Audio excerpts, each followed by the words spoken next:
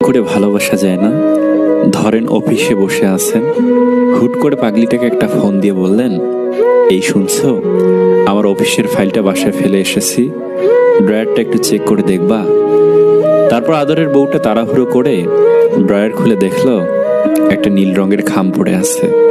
খামের ভিতর চিরকুটে লেখা, বড্ড ভালোবাসি তোমাকে। কিংবা হঠাৎ একদিন অসময়ে ঘরে ফিরে এলেন, খুব তাড়াহুড়ো করে বললেন, জরুরি একটা জিনিস ফেলে গেছি। এরপর পাগলিটার কপালে একটা চুমু খেয়ে বললেন, পেয়ে গেছি, এখন যাই। বিশ্বাস করেন, সুখে পাগলিটার দম আটকে আসবে। পেছন না ফিরেও বুঝতে পারবেন পাগলিটার গালে ভালোবাসার অশ্রু চিকচিক করছে। ভালোবাসার মানুষকে ধরে রাখতে হীরার নেকলেস লাগে না, লাগে একটু যত্ন, একটু আন্তরিকতা। ভরসা কিছুটা ক্ষতি করতে পারে, কিন্তু অন্ধবিশ্বাস আপনার সবকিছু কেড়ে নিতে পারে।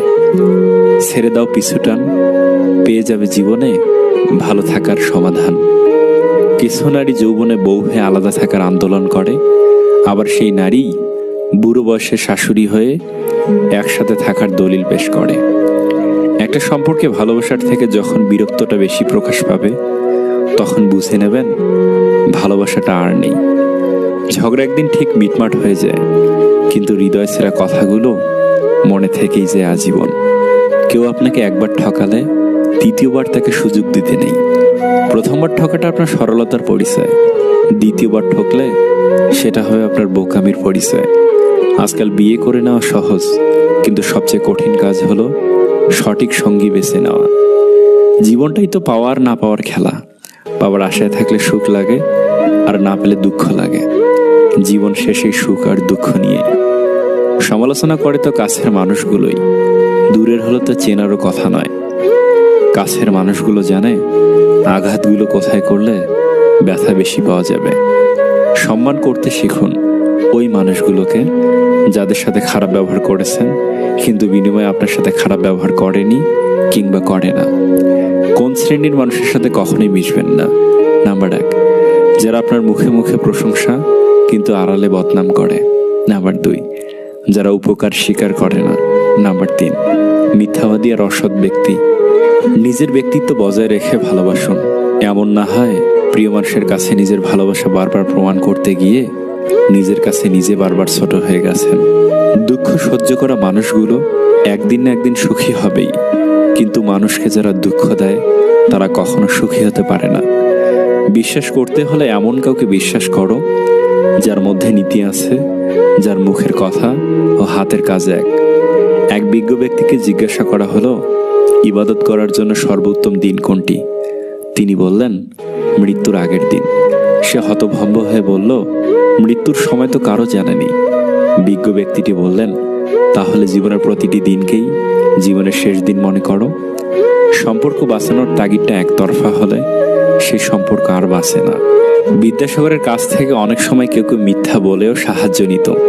একবার এই ব্যাপারে একজন ধরা পড়ে যায়। বিদ্যাসাগরের সহকারী তাকে বলেন যে, আপনাকে ভালো মানুষ পেয়ে অনেকেই এভাবে ঠকায়। এর উত্তরে বিদ্যাসাগরের অমূল্য উক্তি, পরের সাহায্য করতে গেলে মাঝে মধ্যে ঠকতে হয়, ঠকানোর চেয়ে ঠকা ভালো। সৎ, সাহসী ও বিবেকবান মানুষের বন্ধু বেশি হয় না, শেষ পর্যন্ত তারা একা ও নিঃসঙ্গ। যেদিন মানুষকে তার মা নয়, তার দায়িত্ব তাকে ঘুম থেকে জাগতে বাধ্য করবে, সেদিন জানবে ওই ব্যক্তি পরিবারের দায়িত্ব নেওয়ার জন্য যোগ্য হয়ে গেছে। আত্মহত্যা কার জন্য করবেন? গার্লফ্রেন্ড বয়ফ্রেন্ডের জন্য? আপনি মরে গেলে তো সে অন্য কারোর সাথে প্রেম করবে। স্বামী বা স্ত্রীর জন্য? সে তো আপনি মারা গেলে অন্য কোথাও বিয়ে করে সংসার করবে। টাকা পয়সার জন্য? জীবনে বেঁচে থাকলে অনেক টাকা পয়সা কামাবেন, সুতরাং আত্মহত্যা কোনো সমাধান হতে পারে না। মিথ্যে কথা বলার জন্য তীক্ষ্ণ বুদ্ধি এবং প্রখর স্মৃতিশক্তির প্রয়োজন হয়, কিন্তু সত্যি কথা বলার জন্য শুধু সততার প্রয়োজন হয়। স্ত্রীর কাছে মিথ্যা বলতে পারেন। অবাক হলো সত্যি যে 3 জায়গায় মিথ্যা বলা যাবে, তার মধ্যে 2 নম্বরে আছে স্ত্রীর মন জয় করার জন্য মিথ্যা বলা। তাতে কোনো অপরাধ নেই। সে সুন্দর না হলে সুন্দর বলুন, রান্না খারাপ হলে বলুন অনেক ভালো হয়েছে, এতে সম্পর্ক ভালো থাকবে। আপনার জল পিপাসা পেলে আপনি জল চাইতে পারেন, কিন্তু অনেক অবলা প্রাণীগুলো তা পারে না। তা পারে না। তাই বাড়ির ছাদে, উঠানে, পশু পাখিদের জন্য একটা বড় পাত্রে জল রাখুন। এই গরমে ওরা প্রাণ ফিরে পাবে। যত মানুষ চিনতে পারবেন তত একা থাকার ইচ্ছেটা বেড়ে যাবে। আর বুঝতে শিখবেন একাকিত্ব কখনো বেইমানি করে না। যে আপনাকে হিংসা করে তাকে করতে দিন, কারণ আপনার গুণ আছে বলেই সে হিংসা করে। নিজের স্ত্রীকে প্রচুর ভালোবাসুন, কেননা একটু ভালো থাকার আশায় সে বেচারি আপনার কাছে এসেছে। 3টি উপদেশ। নাম্বার 1, কারো মনের এত গভীরে প্রবেশ করো না যেখান থেকে সে বের করে দিলে তুমি আশ্রয়হীন হয়ে পড়বে। নাম্বার 2, কারোর সাথে এত বেশি মনের কথা বলো না, যদি সে কথা বলা বন্ধ করে দেয় তাহলে তুমি বাকরুদ্ধ হয়ে যাবে।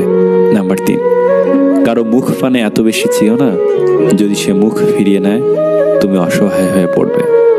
সম্পর্কের জন্য অর্থ নয়, একটুখানি বিশ্বাসের প্রয়োজন। ভালোবাসার জন্য রূপ নয়, একটা ভালো মনের প্রয়োজন। আপনি আগ্রহ না দেখালে যে মানুষটা নিজে থেকে কখনো আপনার কথা চিন্তাও করে না, সেই মানুষটা আপনার না। তাকে অযথা বিরক্ত করা বাদ দেন। সে ভালো থাকুক আর আপনিও একা থাকার অভ্যাস করে ফেলুন। মানুষ যখন কিছু পেয়ে যায় তখন সে বোঝে না সে কি পেয়েছে। যখন কিছু হারিয়ে ফেলে তখন বোঝে সে কি পেয়েছিল আর কি হারিয়েছে। ভাগ্যের সাথে লড়াইটা আমার অনেক দিনের। ভাগ্য আমাকে জিততে দিচ্ছে না, আর আমিও হারতে মোটেও রাজি নই। দেখা যাক শেষ পর্যন্ত কি হয়। একজন মানুষকে মেরে ফেলার সবচেয়ে বড় অস্ত্র হচ্ছে তার মনের ভিতর ভালোবাসার অনুভূতি জাগিয়ে তার কাছ থেকে নিজেকে সরে নেওয়া। স্বামী হতে যোগ্যতা লাগে, কিন্তু প্রেমিক হতে যোগ্যতা লাগে না। কারণ যোগ্যরা কখনো প্রেমিক হয় না। যোগ্যরা বরাবর স্বামী হয়, আর অযোগ্যরাই হয়ে ওঠে প্রেমিক। মানুষকে ঠকিয়ে আজ যতই মজা নাও না কেন, সঠিক হিসেব তোমাকে একদিন এই পৃথিবীতে দিয়েই যেতে হবে। আজ পর্যন্ত কেউ ছাড়া পায়নি, আর পাবেও না, কারণ প্রকৃতি তার আপন গতিতে প্রতিশোধ নেয়। দেখো, যে মানুষটি তোমাকে সত্যিই ভালোবাসবে সে সবসময় তোমাকে চোখে চোখেই রাখবে, কারণ সে তোমাকে কখনোই হারাতে দিতে চায় না। বউ হারালে বউ পাওয়া যায়, কিন্তু মা হারালে মা পাওয়া যায় না। এটা খুব প্রচলিত একটা কথা। অনেকে এই কথা বলার সময় আবেগে গড়াগড়ি খেতে থাকে। এমন একটা ভাব দেখায় মনে হয় মায়ের জন্য তার ভালোবাসা শেষ নেই, আর বউ ডাস্টবিনের ময়লা। মন চাইলে ছুঁড়ে ফেলে দিবেন সেই সব ব্যক্তিদের উদ্দেশ্যে কিছু কথা। মা আর বউ এই দুইজন দুই মেরুর। একজন হলেন জননী, অন্যজন সহধর্মিণী। মা জন্মদাত্রী, যার কোনো তুলনা হয় না, আর স্ত্রী পরিপূর্ণতা দানকারী, যাকে ছাড়া আপনি অপরিপূর্ণ। একজনের সাথে অন্যজনের তুলনা করা মূর্খতা ছাড়া আর কিছুই না।